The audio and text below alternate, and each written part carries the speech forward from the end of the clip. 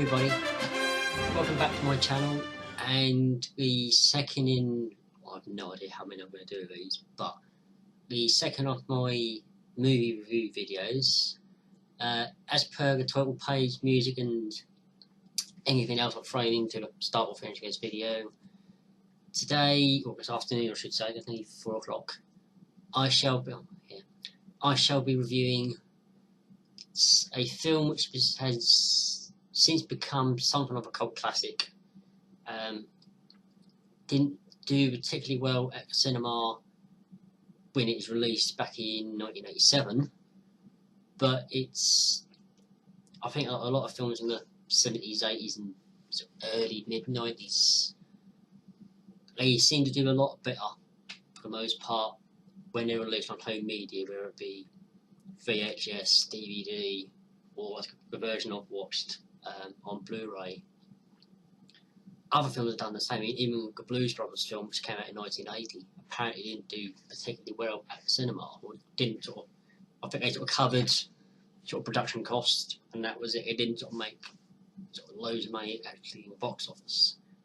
But viewing where it's been shown on TV, and again, the way it's been released on home media, it makes its money up that way. So now, for those of you like myself who grew up in the early, mid, late 80s when the TV show, the animated series by Filmation was on, you know the basis of the characters, you know their names, their abilities, the backstory, all that jazz. I've got one friend on Facebook, and then from YouTube, Instagram, wherever he's been on, who's not a massive fan of the animated series, and I respect that. He prefers some of the other incarnation or iterations of He-Man and the Masters of the Universe. I think it's been comics by DC. I don't think Marvel have done them. I think it's been an IDW series. You know, the cartoon in 2002. Even when the original He-Man figures were released in the early 80s, they were released with mini comics, and the origins and stories and versions of those characters, as have been with other cartoons and franchises and fandoms, they differ as they progress. I mean, this version of the character and the rest of his friends, there's a few things that are familiar. The name, the fact that He-Man has a power sword, Castle Grayskull, got planet they're on, it's called Eternia, so they don't change much. But this is, I think, apart from the names it shares with, it's got nothing to do with the Filmation animated series from early mid-80s. It takes something from, I think, to a small degree, from the original Impact mini comics. But as I was reading, I've read about this on Wikipedia and IMDb, a lot of people were saying, or have said, I think it might be a direct quote from Jack Kirby, this is basically a a new Gods fourth world movie for all intents and purposes. Changed a few things, but might be based on some of the comics he wrote and drew back in the day. This is very much, I suppose, I would class it as a classic 80s movie. Music, some of the actors, or the guest star, or other actors, not main characters, but who appear. I think James Tolkien, the actor who played the principal in the Back to the Future series, and his great grandfather, is in this film as a policeman, as a detective. So it gets a familiar face from the 80s. Robert Duncan McNeil, who, apart from appearing in Quantum Leap, later went on to play Nick Locarno in The Next Generation as a one-off, and Lieutenant Thomas Eugene Paris, who started Voyager, is in, I don't know, it's his first movie role, one of his early roles, what I can tell. Courtney Cox of Friends fame this was, as far as I can remember, this was her acting debut, a big movie debut. Who else is in this? People might recognise. Gamain's Darius of He-Man, Dolph Lundgren. He's done. Or what has he not done? The amount of action films and other films he's done in the last 30 plus years. This is a point I'll bring up now. He does a decent job. I think at the time he hadn't been acting very long. I don't think he'd done any English-speaking films, or many English-speaking films, when this film was released. Apparently he was going to do all the scenes, and then he was going to be dubbed. And where he sort of got upset about it, which I imagine he would do, that's fair enough as an actor. Where he sort of taught himself, and he learnt enough so he could say the lines that He-Man was given. Trying to think practice. I mean, I'll put a link to the IMDb page so you can go through the cast list yourself. He looks the part. I mean, he's like Arnold Schwarzenegger. He's a bodybuilder, he's an actor, he's an athlete. He looks after himself. They made the costume look familiar enough for how it looked in the original, say, the comics of the Filmation series, because it's a film which was released 4 years after, or 3 or 4 years after the animated series had been on. So he's still got the cross sort of harness type thing. Some basically on shoulder sort of pads or sort of pauldrons, which didn't make any sense, but I suppose it could have made more sense in the original comics and the cartoon. He's still got the power sword. He hasn't got Battle Cat, but I think they said production cost and the company actually produced the film, making the film, at one point they'd sort of stopped production and ran out of money, and he'd sort of been begging on bended knee. So whoever in charge said, I need enough money just to finish the actual film. The actual studio was going out of business. I think this was one of the last film, if not the last film ever produced. But he looks the part. He's big, he's buff, he's strong. Guest or supporting actors playing Duncan's Man at Arms, Stuart Taylor, which I don't know. In the original mini comics, Taylor was a completely separate character. So I guess, as far as I can tell, it's been taken from the 83, 84 Filmation series. She seemed to be a bit more of a badass in this film than I can remember the cartoon. It's been a very long while since I've watched the cartoon. I've got the first or second season on DVD. I might actually watch it in a little while I've done this. Other familiar characters on the bad guys' side, Skeletor. One in the cartoon, in the Filmation series especially, he wasn't in it, but the failings of his sort of people surrounding himself, like his minions or henchmen, or what you want to call them, usually ended up making things worse and all going pear-shaped. Same with any cartoon, anything like Transformers. Megatron could have been quite cool, but it's usually one of his troops that balls things up, basically. But in this film, Skeletor, he's mean, he's moody, he's menacing.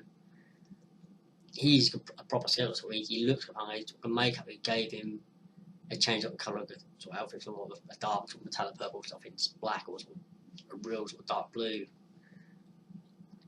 It's portrayed by Frank Langella. I can never pronounce his surname properly. He's been in Star Trek Deep Space Nine, essentially as a bad guy again. He was in Superman Returns as Perry White. Apart from those two and Masters of the Universe, I'd not seen anything else. But the man is a talented actor. Oh yeah. Oh man. And he doesn't just act in this film. He fills up the screen. He fills up whatever scene he's in. The way he delivers his line, he's fantastic lines in this movie. Apparently, he wanted to do this role because his son at the time, like I suppose a great number of us who were around at the time, was a massive He-Man fan or fan of the cartoon series, and his sort of son, he wanted to do it for his son. He thought, I'm going to be in this, I'm going to play Skeletor, and his son was over the moon. And he's gone on record as saying, Frank Nodella, he's gone on record as saying this has been his favourite role ever, up and including anything he's played. I'm assuming any other character he's played in other TV shows and movies and presumably on stage he's enjoyed, but this has been his favourite role because it was filmed or released 30 years ago. That's quite something to say, well, this is my favourite character I've ever portrayed on film, on screen, what have you. But he doesn't just deliver lines in a fantastic way, he does. But when he does, he's not just acting in the scene, he's eating it, but he's chewing this scene up, spitting it out and chewing it again. He's one of the more memorable characters in this film. He's just his presence on there, he's a proper classic threatening menace, and he's someone you know that you think right up to the last moment or the last 5-10 minutes of the film, you know the good guy's going to win, but for a moment you think, hang on, he's not messing about here. He's not afraid to get stuck in it. He's sort of sending all his minions. I mean, he's got something. The only two characters I remember in the film who were from the original comics, cartoon, whatever you are. It's Evil Lynn, portrayed by Meg Foster. One of the interesting facts I actually learned when I read out about this is when she was cast, originally we were going to give her special contact lenses to make her look more evil and more menacing. And it's all no need, because apparently her iris is a bluey sort of silver colour, and her actual pupils are actually quite small. I'm assuming she can see quite normally, but she said a lot of people like casting me in these sci-fi action films, especially as playing an evil character, because she brings her own special effects to the things that sort of saves them money on special effects. Yeah, my heck, I've seen. And Beastman, I mean, the original cartoon is also a bright sort of orangey ginger colour, and he just I remember he could talk. This when he doesn't do it, he just growls and sort of snarls a lot. He's not the best portrayed. He looks almost like a Klingon gone bad. He can fight, but he's not fantastic. He's got almost like a samurai sort of plated armour type costume on. He's got a sword, he's got a weapon, a gun, whatever. Not really impressed. Karg is sort of albino, sort of bat like. He hasn't got wings, but he's sort of a bat, sort of screwed up, sort of vermin type face. He's quite cool. Saurod, as the name suggests, sort of a humanoid, sort of reptilian sort of character. It's quite cool. He's got like a helmet and stuff, and he's got fangs. But when he's breathing or when he's moving, he does all the whole sort of snake, sort of twist and turn type thing. And if he's worried, I think apparently had a pipe connected to his mouth and down to like the sort of bellows in the character and the costumes next. So he sort of actually inflates it, looked like he's sort of breathing. One that stands out for me, an actor called Anthony DeLonghi, portraying a character called Blaze, which has not got one from Marvel, sadly. He's got two really cool swords, and he's an expert swordsman. But what I didn't know is the actor himself is a trained sort of swordsman or choreographer, and he sort of choreographed all the scenes between himself and Dolph Lundgren as He-Man when they were fighting, which was a really good scene actually. But apparently in the sort of final battle between He-Man and Skeletor, because of this isn't a major spoiler, but it's a tiny spoiler, so I'll warn you now. When the final battle takes place, Skeletor's got a new look. I'm not going to describe it, it's quite a cool costume actually. The way it's going to be done, he's using his Havoc staff, like the ram's head or with him on the top. Do you have a sword? I can't remember. I don't even watching this thing. Anyway, massive, great big sort of battle scene between these two characters, and because of all the makeup stuff, you can't tell, but apparently it was Anthony DeLongis in the costume. He's had all the makeup done so he looked like Skeletor, and it's him fighting Dolph Lundgren. So, but yes, it's really, really, is it sort of kitsch? Yes. Camp? No. It's very much of its time. It's one of those switch your brain off, hour and a half long. I think you'll need sort of 45 minutes something. Action, sci-fi film, a little bit of comedy, but seeing sort of actors, you know, so like Friends, Star Trek, Quantum Light and Quantum Leap,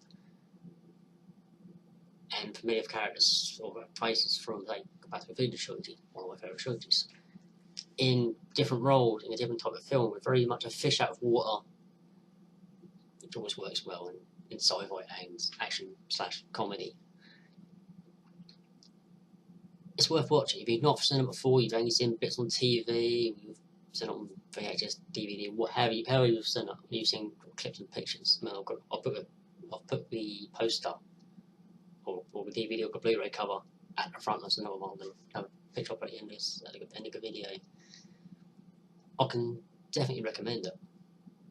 If you like, say, older, say 30-year-old film, action films, sci-fi films, comedy films, give it a go. If you're, regardless if you're a fan of He-Man, if you know of him but don't know much about him, or you've not watched or read anything to do with the character in a very long while, and it's been on your list and you've always said, oh, one of these days I'll watch Masters of the Universe. I've got mine on Blu-ray. I think that's from Norway or Netherlands somewhere, but you can. It's the neatest. Well, the film was done in English. The audio is done in English. Comes with 4 selections of subtitles, so you can turn them off. So you've got, I think that's £4 or £5. It wasn't overly expensive. So, and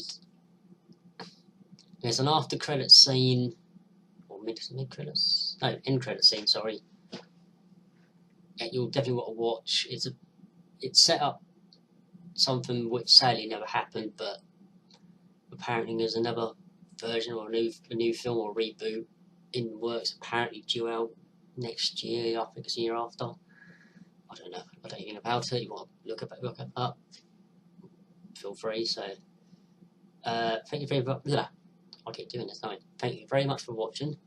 I hope you've enjoyed my thoughts and opinions and my general gushing over one of my favourite films. Anyway, if you've got any suggestions for films you'd like me to review, I've watched a fair few. I've got quite a selection on DVD and Blu-ray. If I've not watched it, I'll consider buying it. I've watched most action, comedy, sci-fi, and those kind of animated films of the last sort of 80s, 90s, and 2000 up to now. So it's a fair chance I've watched it. So thanks for watching, guys, and I'll see you all soon.